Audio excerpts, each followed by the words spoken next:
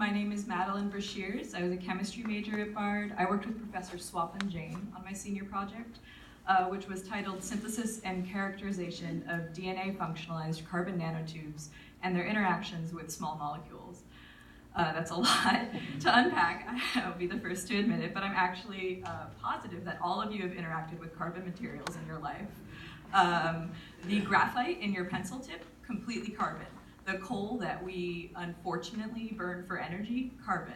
Diamonds, all carbon. But this is a bit of misleading. I did in my title say carbon nanotubes, meaning that the carbon materials I was working with were on the scale of nanometers, or 10 to the negative 9 meters. That's really small.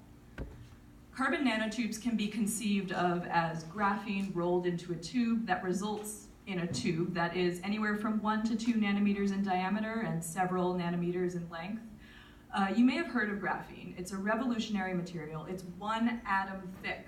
It's fully conjugated carbon, which means it's carbon bonded in that honeycomb pattern you can see up there. That honeycomb pattern lends both graphene and carbon nanotubes interesting electrical and mechanical properties. And both of these materials can be functionalized for different purposes, such as energy storage and targeted drug delivery, to name just a few. What I did in my thesis was functionalize carbon nanotubes using DNA. Now, due to naturally occurring attractive forces between the bases of DNA and the honeycomb pattern of the carbon bonds in the carbon nanotubes, DNA naturally wraps around carbon nanotubes in a helical fashion, as you can see in this cartoon. The DNA is the red strand with the gray teeth. Now, what's really fascinating about these molecules, these hybrid structures, is that they fluoresce, which means upon incident excitation light, they emit a different wavelength of light, a different color of light. What's even more fascinating about these materials is that any disturbance in their structure will be registered with a change in their fluorescence. So if a small molecule were to disrupt the helix of the DNA wrapped around the carbon nanotube, shown by that cartoon yellow circle, the emission wavelength, the emission color of the fluorescence will change. If something were to degrade the DNA, similarly, the emission would change. So why do we care? Well, these molecules have interesting potential to be in vivo biosensors. So let's break that down. In vivo means in a living organism. They are biocompatible. Biosensors mean that they will react specifically to different molecules of our choice or design in the body and register that change through their fluorescence. So these molecules have been shown to be sensitive to hydrogen peroxide, nitric oxide, and even glucose and dopamine. What I wanted to explore in my thesis was whether or not they were sensitive to cisplatin, shown in that molecule there.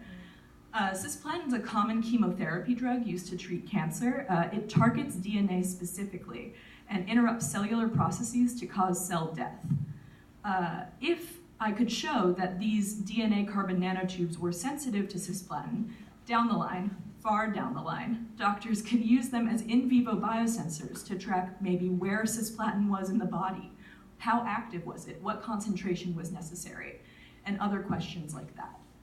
So that's like a brief overview of my project, and I can say that I was able to show that these DNA carbon nanotubes were sensitive to cisplatin after a 48-hour incubation, and that's a lot of data. And I have a lot of more data that you're welcome to ask me about, and you don't have to know what that table means necessarily. I would like to switch gears really briefly, though, to talk about just my experience of doing the senior project at Bard. Being able to explore this topic, I was actually the first to explore nanomaterials in the chemistry department, and the senior project and the independence thereof allowed me to do that. I also encountered many obstacles throughout that and developed amazing problem-solving skills, in my opinion. A lot of hard nights were overcome. And lastly, I gained a lot of valuable independent research experience. I don't think an experience like this would have been possible at any other institution, and I do want to acknowledge Bard for that and the independence I was given for this project. I do now know that I want to pursue materials chemistry and nanomaterials chemistry in my future career and PhD. However, I don't want to work with carbon nanotubes anymore, and you can ask me about that during the Q&A. Anyway, I'd like to thank you for your attention and pass it on to Charlie and Anaya. Thanks so much.